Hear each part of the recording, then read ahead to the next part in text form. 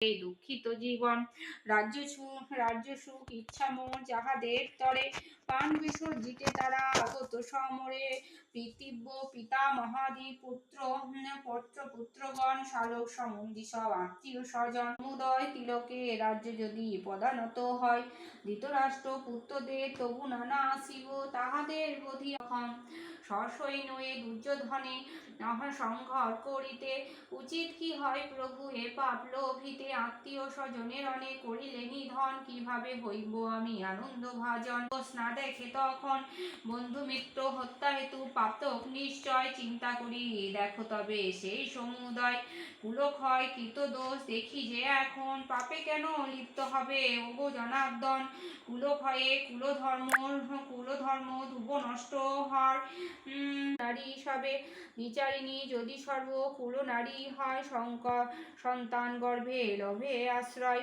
যারক সন্তান জন্মে কুলের বিনাশ, কুলনাশী গণ দূরে যার জানিও নিশ্চয়, সমূলে বিনাশ তার সব কিছু হয়। কুলঘাতী মহাপাপী জানিবে কষ্ট হয় যাহাদের, নিয়ত নরকে বাস হয় তাহাদের। শুনেছি হে কৃষ্ণ আমি সকল বিষয়, কিভাবে করিলে বলো কুল ধর্ম হয়। আহা কি ভীষণ পাপ করিতে এখন, সদলে চলেছি মোরা হে মধুসূদন। তুচ্ছ এই রাজ্য সুখ ভোগের লাগিয়া, কি হবে স্বজনগণে ভাবে বোধিয়া। যুদ্ধ না করি আমি নিরস্ত হই, জন্মরে সমরে বোধিলে অপার আনন্দ মোর। শুনো হে কেশব তবু নানা শিব আমি মিত্র জ্ঞাতি সব। সঞ্জয় কহিলেন মোর বাক্য শোনো রাজা, ধৃতরাষ্ট্র খে মন তার অতি বিহল।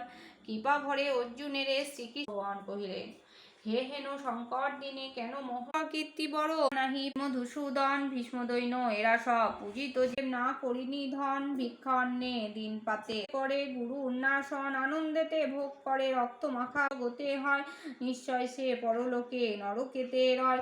মোর মরাই উচিত তা উপস্থিত কুলক্ষয় ভয়ে মোর হৃদয় শঙ্কিত।